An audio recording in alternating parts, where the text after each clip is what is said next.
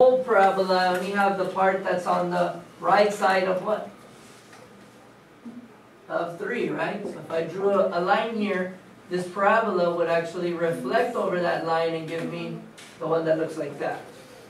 Understand? Yes? So we got the, in order to have the whole parabola, I would have had to have had what here in front? What would I have to have in front of the square root? I only have plus, what am I missing? The minus, right? So if I had plus or minus, I'd have the sidewards parabola, right? Okay, and then when I get its inverse, that would have given me the upward parabola. Understand? But I can't have the whole thing, because if not, it would not. First of all, this one would not be a what? A function, so that one kills it. So that's why can't have that one, right? And then this one would not have an inverse, so that would kill that one. So that's what we got to get rid of. Got it? Sort of, maybe? Crazy fun stuff? All right. Ready to do calculus? No? You need a break? Yes. You need a break so you can work on a couple of problems and then I bring you back? Yes. Are you sure? Yes. Or you just want me to keep going? Keep going. Keep going? I can give you like 10 minutes to do a couple of problems and then bring you back. Just keep going? Alright, let's keep going. Let's get it over with. Alright, let's finish it, right? Alright.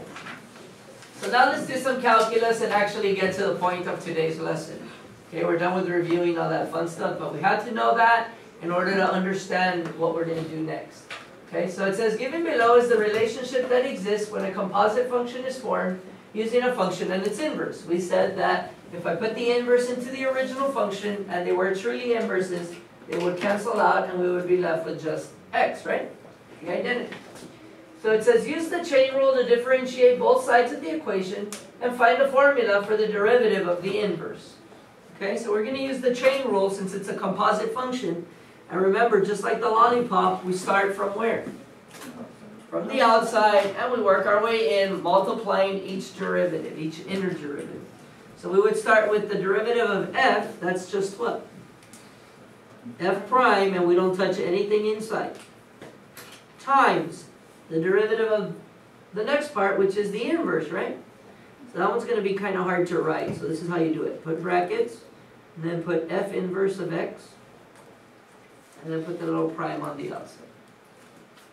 That's one way people write it. The other way they do it is like this. They say f inverse, like that in parentheses, prime of x. So either way you want to write it, it's okay. I think this is kind of how they do it on the AP test, but I'm not too sure. I'd have to check. Okay, I think the way they avoid even messing with that notation is they say g of x is the inverse of f. So they're telling you that the inverse of f is represented using g of x. So then they'll say find g prime of 5, which is really telling you to find the inverse of f, the derivative of the inverse of f at 5. But that's how they avoid this thing right here, people getting confused with the prime and the negative one. Okay, so be ready for that. Anyways, times the derivative of the innermost layer, which is x, and what's the derivative of x? 1. Equals, let's get the derivative of the other side. What would be the derivative of that x on this thing? 1. Okay. So ultimately what I want is the derivative of an inverse. Well, is this the derivative of the inverse? So I want to get that to be by itself. I want it to be that equals, so I can have a formula for that. How could I get this guy right here to be by himself? Divide 1 by this times 1, right? Okay. So we're going to get this whole function here, and we're going to divide it by f prime of f inverse of x. That's going to cancel this guy with this guy. And what I do to one side, I do to the other. And now I have a function that will give me the derivative of the inverse of any function.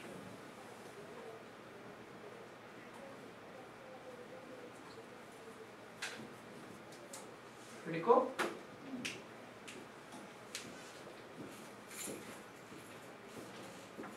That's some some of you might be like, why would I even want this formula, right? If I know how to find the inverse. So you might say, well, I could just get the inverse of the function, right? And then find the derivative of that function that I get, whatever it is, right? So, for example, if I have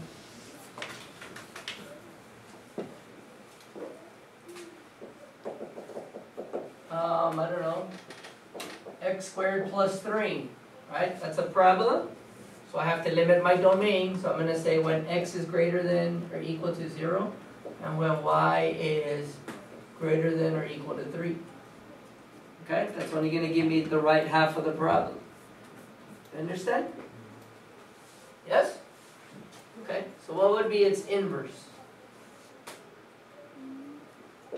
X equals y squared plus 3, right? X minus 3 equals y squared, square root, y equals plus or minus the square root of x minus 3. Which of those do I want? The positive one or the negative one? So I can't have both, because then I have a sidewards parabola, and I can't have that. I need to have half of the sidewards parabola. The positive one? Why? What would the x's be down here? Greater than or equal to 3, and the y's? Greater than or equal to 0. So if my y's have to be greater than or equal to 0, my answers have to be what? Positive, so I can't have the negative. Do you understand? Okay. So now can I just get the derivative of that guy? We can't get the derivative of that? You should be able to get the derivative of that by now. Yeah. Let's say we didn't have any of this and I just said, find the derivative of that. Yeah. Okay, what is it? This is x minus 3 to the half, right? So what would its derivative be? 1/2. And the negative half? Times 1, right? Okay, so that gives me what? 1 over. Okay, cool. So then, we sometimes think, well, what was the whole purpose of this then? If I could just do that every time I wanted the derivative of an inverse. Maybe for some difficult problems, or maybe for some problems where they don't give me a function, right? They don't give me the original function, they just give me points, right? Right? They just talk to me about the function, they don't actually, give me a function. And that's the way it'll be on the AP test. They'll never give you an original function. Well, they will give you an original function, but they won't ask you for the derivative of the inverse equation. They'll ask you to evaluate the derivative of the inverse. Yes?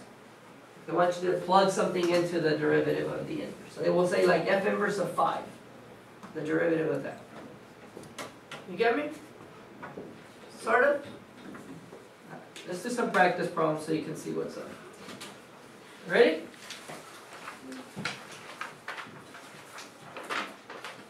So let's write the formula up on the top so we can remember it. The derivative of the inverse of some function is going to equal 1 over f prime of f inverse.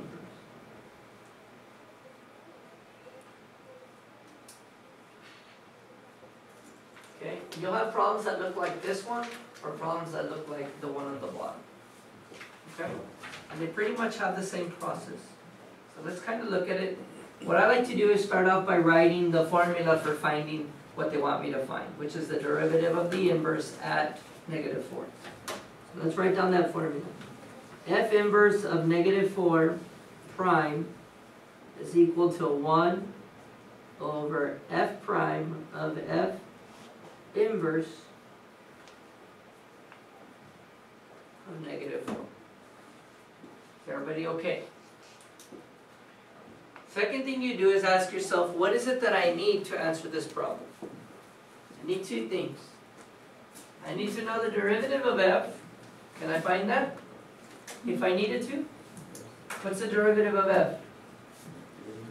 3, all the time, right? Doesn't matter what x value, it's always going to be 3. Okay, that's easy. I also need to know f inverse of what? Of -4. Okay, So I first need to find this, right?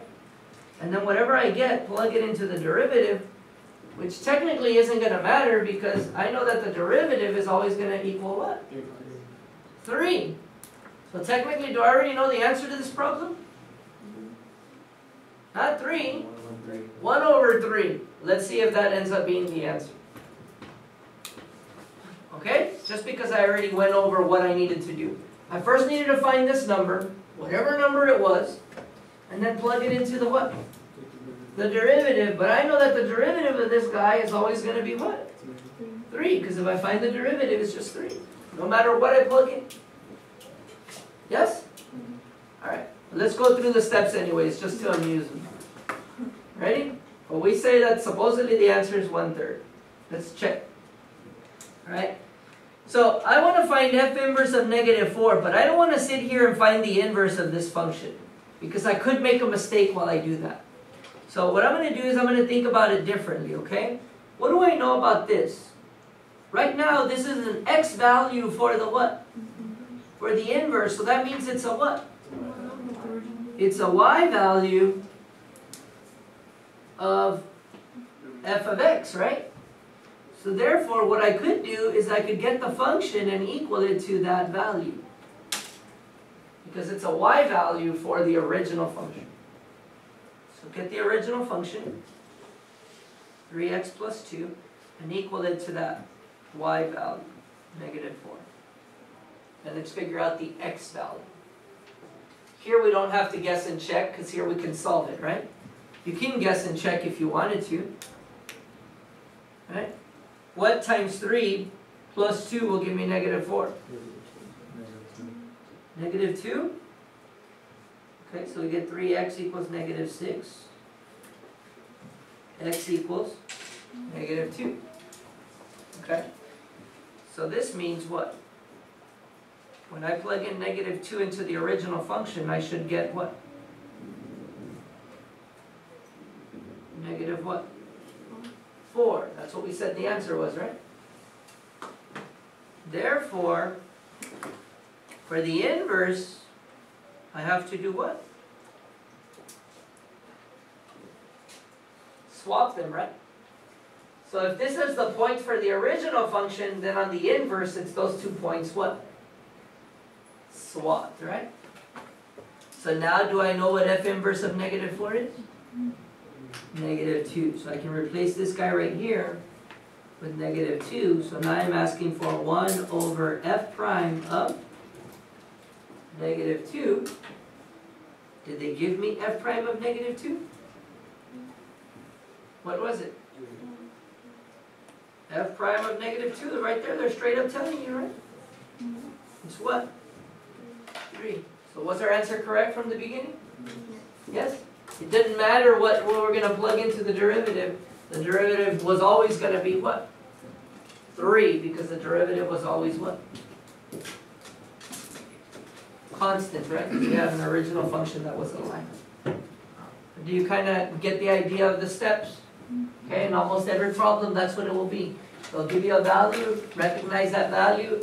It's an x in the inverse, so it's a y of the original function, and use that to solve it. Here we didn't have to guess and check, but there's problems that once you get to that point, you don't know what to do, you can't do anything, so you have to guess and check. That's what's going to happen on this one. Okay, so let's do it real quick so we can finish. Ready? First thing we do is write the formula. What's the formula for the inverse, the derivative of the inverse?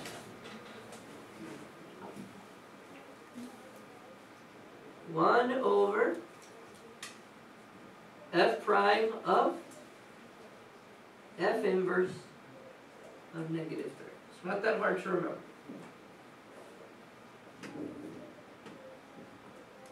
Two things we need are the derivative and the inverse at -3. We've got to start from the inside and work our way out. So let's do it.